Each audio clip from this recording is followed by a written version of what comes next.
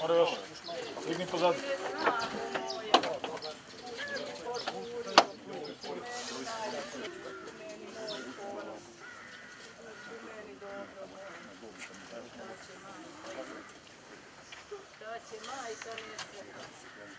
Kako će ti sine, dragi, kako će ti majka tvoja, kako će ti tata sine, kako će ti brat rad, kako ćemo svi bez njih dobro.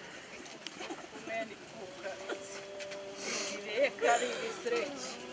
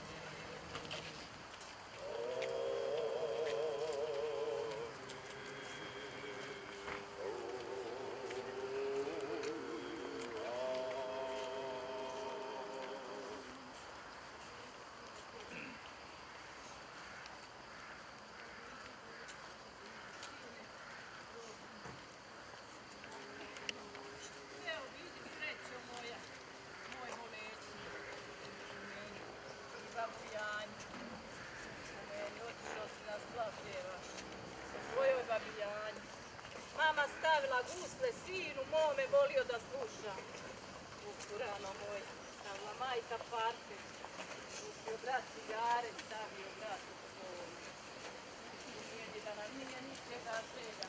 Kurano moj.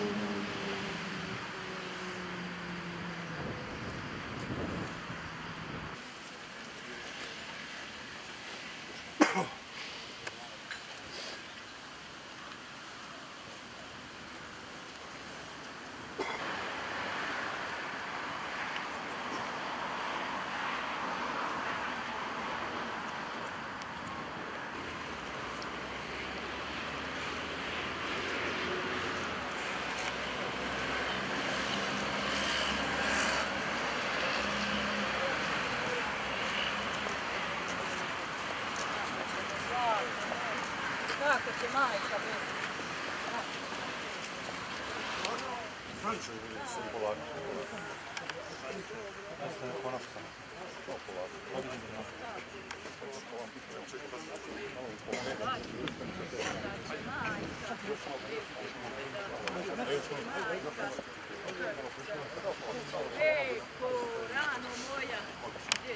I rade. Poštovani kumovi, prijatelji i rodbino. Nažalost, došao je dan rastanka od našeg Velibora. Nemamo više našeg sina, brata, kuma i velikog prijatelja. Nalazimo se pred krstom i grobom čovjeka koji uvijek prednjači u ljubavi prema porodici, srpstvu i crvenoj zvezdi, u hrabrosti, požrtvovanosti i odanosti. Svi mi sa velikom tugom doživljavamo ovaj trenutak i se osjećamo bol u srcima njegovih najbližih, koji su iznenada ostali bez njega, bez njegove ljubavi i topline, a da nisu ispunili sve zajedničke planove, da nisu ostvarili sva nadanja, da nisu osanjali sve snove. Od svega ostaje samo tuga, ostaje bol u duši, bol u srcu, ostaju suze. Ostaju uspomene na neizmjernu dobrotu, nesebičnost, na njegovu plemenitu dušu i veliku ljubav. Primjer čojstva i junaštva uče nas da junaštvo znači braniti sebe od neprijatelja, a čojstvo sačuvati neprijatelja od sebe. I u jednom i u drugom Velibor je bio uzor svima nama. Svojim sestrama bio je zaštita, a braći uzdanica. Za svoje drugove bio je u stanju da učini sve, jer je imao srce veliko kao planina, čak i da podnese žrtvu, da bez krivice i dokaza bude utamničen. U teškom vremenu za čitavu porodicu nije se mogao čak ni oprostio svoje voljene babe Janje, koja ga je nezemjerno voljela. Odrastajući u zvuke gusala i slušajući priče od baba Janje i Pejke i džedova Rada i Miće, zadojem bješe od malih nogu ljubavlju prema porodici, srpstvu i pravoslavnoj veri. Vaistinu, neko ko je izdanak tako hrabrih djedova nije ni mogao biti drugačiji. Ono čemu su ga učili otac Milorad i njegova desa, širio je svima oko sebe, počevši od svoga brata Rada, preko ovdje prisutnih kumova i prijatelja, pa do hiljada i hiljada ljudi na Zvezdinom severu. Eto, takav je bio Velibor za života, mlad, lijep, prkosan. Dragi Velibore, željeli smo da dođeš kući, ali ne na ovaj način. Nažalost, platio si danak svoje mladosti, iskrenosti i naivne ljubavi. Vremenom će bol da otupi, ali sećanje tebe takvog će zauvijek ostati. Njegovi najbliži mogu biti ponosni što su imali takvoga sina, brata, kuma, prijatelja. Noseći zauvijek Velibora u svom srcu i verujući u Boga istinu tog u koga je i on čvrsto verovao, pomolimo se za pokoj njegove duše sa hrišćanskom nadom vaskrsenje i u život večni. Bog da mu dušu prosti, neka mu je laka zemlja, blaženi pokoj i neka ga anđeli čuvaju.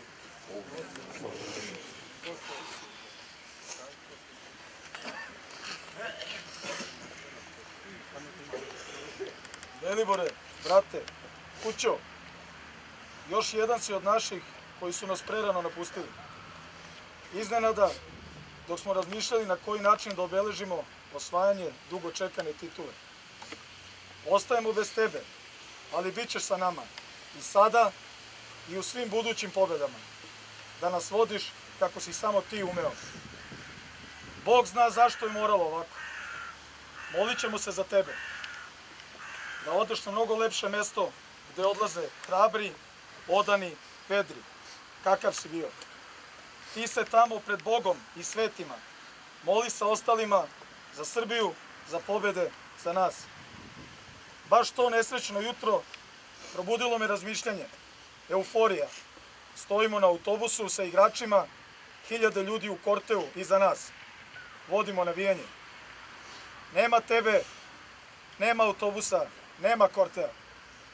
I ako bude došlo do toga da se zagrmi za titulu, koju smo se zajedno radovali, bit će, jer znamo da bi ti tako voleo. Vođo i junače naš, neka ti je večna slava.